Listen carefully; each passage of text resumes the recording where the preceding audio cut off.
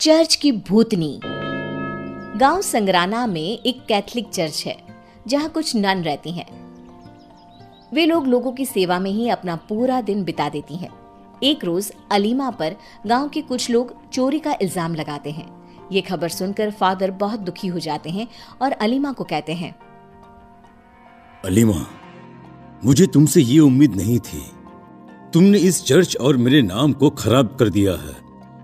अगर हम जैसे लोग भी सेवा की जगह इस तरह का कोई गलत काम करने लगेंगे तो लोगों में हमारी छवि क्या रह जाएगी।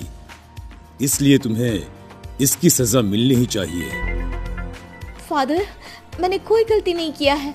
आप मेरी बातों का यकीन कीजिए, और अगर आपको लगता है कि आपकी अलीमा, जिसे आपने बचपन से इस चर्च में जगह दी, अपनी बेटी की तरह पाला, वो ऐसा काम कर सकती है, तो आप मुझे जान से भी मरवा देंगे, तब भी मैं कुछ नहीं कहूंगी।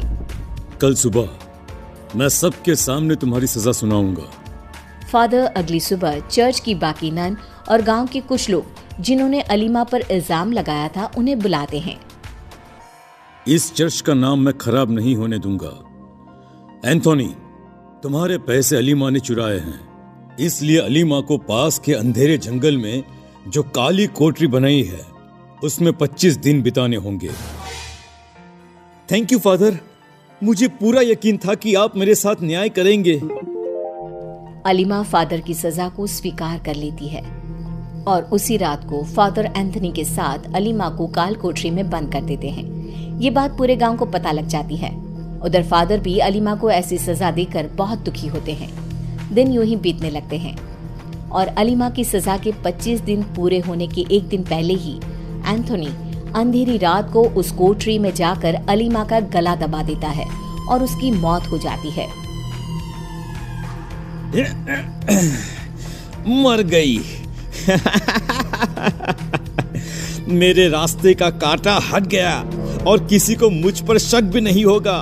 सबको लगेगा बंद अंधेरे कोठरी में घुट घुट कर मर गई होगी। एंथोनी वहां से चला जाता है। 2 दिन बाद अलीमा जब चर्च में वापस लौटती है तब फादर अलीमा को देखकर बहुत खुश होते हैं। ये बात जैसे ही एंथोनी को पता चलती है उसके पैरों तले जमीन खिसक जाती है। अरे, इसे तो मैंने अपने हाथों से ही मारा था। ये कैसे हो सकता है? ये जिंदा नहीं बच सकती। उधर चर्च की बाकी नन को बहुत अजीब लगता है। जब से ये अलीमा जंगल से आई है वो अजीब सा बर्ताव कर रही है। हाँ, मैं भी यही देख रही हूँ। उसकी आंखें खूनी नजर आती है, जैसे किसी के खून की प्यासी हो। वो किसी से बात भी नहीं करती। शायद उसे सदमा लग गया है, जिस तरह से उसे जंगल में अपने दिन बिताने पड़े थे। हाँ, वो जीसस के स्टैचू के पास भी नहीं जाती। लेकिन जो भी हुआ उसके साथ वो अच्छा नहीं हुआ। उधर एंथोनी की डर से हालत इतनी खराब हो जाती है कि वो फादर से मिलने आता है। माय सन, क्या है? कोई बात है क्या? अचानक तुम यहाँ?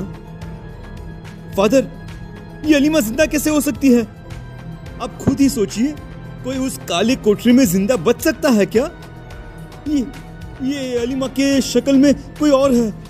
हमें इस कोठरी में एक बार जाकर देखना चाहिए। ऐसा नहीं हो सकता है। हाँ, लेकिन अगर तुम कह रहे हो तो चलो अभी देख आते हैं। अलीमा सब कुछ सुन लेती है और उसकी आंखों में खून उतर आता है।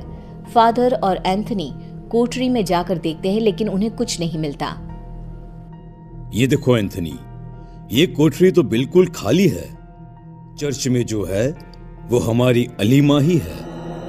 ठीक है फादर, मैं चलता हूँ। एंथोनी वहां से निकल जाता है और सोचने लगता है, अरे, ये नहीं हो सकता है। उसकी लाश कहाँ गई? तभी अलीमा वहां आ जाती है और कहती है, मेरी लाश ढूंढ रहे हो? अब उस कोठरी में तुम्हारी लाश मिलेगी सबको। मुझे माफ कर दो सिस्टर, मेरी लालच ने मुझसे ये सब करवाया है। अलीमा की शक्ल बदलने लगती है, गर्दन लंबी हो जाती है और आंखें बाहर की ओर आ जाती है। भूत, बचाओ, कोई बचाओ मुझे। कोई यहाँ तेरा पुकार सुनने वाला नहीं है। तेरे साथ साथ वो सब लोग मरेंगे जिन्होंने इस गलत फैसले का समर्थन किया था।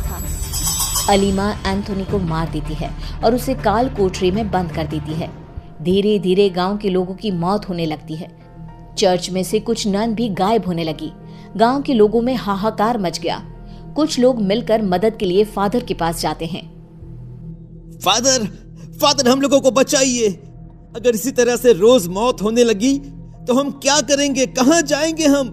Do something father, please do something. Oh my children, I will do something. आप लोग फिक्र ना करें। फादर अपने कमरे में बैठे बैठे गहरी सोच में डूबे हैं। उतने में ही उस अंधेरे कमरे में उन्हें एक लड़की नजर आती है। फादर चेयर से खड़े हो जाते हैं। कौन है? कौन है वहां? अलीमा सामने आती है और अपने असली रूप में आ जाती है। मरेंगे, एक एक करके सब मरेंगे। मतलब तुम ही ये सब कर रही थी? इन निर्दोषों को मारकर तुम्हें क्या मिलेगा? निर्दोष? ये लोग ही मेरी मौत का कारण है और साथ में तुम भी। अब तुम्हारी बारी है। फादर दौड़कर जीसस के स्टैचू के सामने जाकर प्रेयर शुरू कर देते हैं। भूतनी जीसस के सामने नहीं जा पाती और फादर बच जाते हैं। हाश तो बच गए तुम, अगली बार कौन बचाएगा? मौत का खूनी खेल होगा। ये चर्च मेरा है और यहाँ मेरे हिसाब से ही सब चलेगा। पूरी रात प्रेयर करते करते फादर जीसस के पास ही बेहोश हो जाते हैं। सुबह जब बाकी की नन फादर को इस हालत में देखती हैं तो वो घबरा जाती हैं। फादर होश में आकर सबको सब कुछ बता देते हैं। अलीमा मर चुकी है। उसकी आत्मा को हमें किसी भी तरह से वश में करना होगा। अगले हफ्ता ईस्टर डे आने वाला है। हम लोगों को उसी दिन इस आत्मा को अपने वश में करना होगा, नहीं तो वो पूरे गांव में तबाही मचा देगी। फादर दिन रात प्रेयर करते रहते हैं ताकि अलीमा की आत्मा उन्हें छू भी ना सके। भूतनी अंदर ही अंदर लाल पीली होती रहती है क्योंकि वो फादर को मार नहीं पा रही है। इसी तरह ईस्टर डे का दिन आता है और फादर गांव के आसपास के चर्च के फादरों को बुला लेते हैं। कैथोलिक चर्च में इतनी भीड़ देखकर अलीमा अपने कमरे से बाहर आती है। तभी सारी नन उसे घेर लेती हैं। सारे फादर और नन प्रेयर चालू कर देते हैं। अलीमा अपने असली रूप में आ जाती है और छटपटाने लगती है। तूने क्या सोचा? इस तरह तू मुझे कैद कर लेगा? कभी नहीं, मैं तुझे मारे बिना नहीं कैद होने वाली। अगर मेरी मौत से तेरी आत्मा को शांति मिल जाएगी तो इस गांव और अपने इस चर्च के लिए अपनी जान की कुर्बानी भी दे सकता हूं। कम से कम ये खूनी खेल तो खत्म होगा। हाँ, मुझे बस तेरी मौत का इंतजार है, फिर मैं खुद ही यहाँ से चली जाऊंगी। तेरी मौत से ही मुझे सुकून मिलेगा। फादर खुद को आग लगा लेते हैं और मर जाते हैं। फादर की मौत से अलीमा को शांति मिल जाती है और उसकी आत्मा मुक्त हो जाती है, जिसके बाद गांव वाले और चर्च की सब नन मिलकर फादर के लास्ट राइट्स पूरे कर उन्हें चर्च के पीछे ही दफना देते हैं।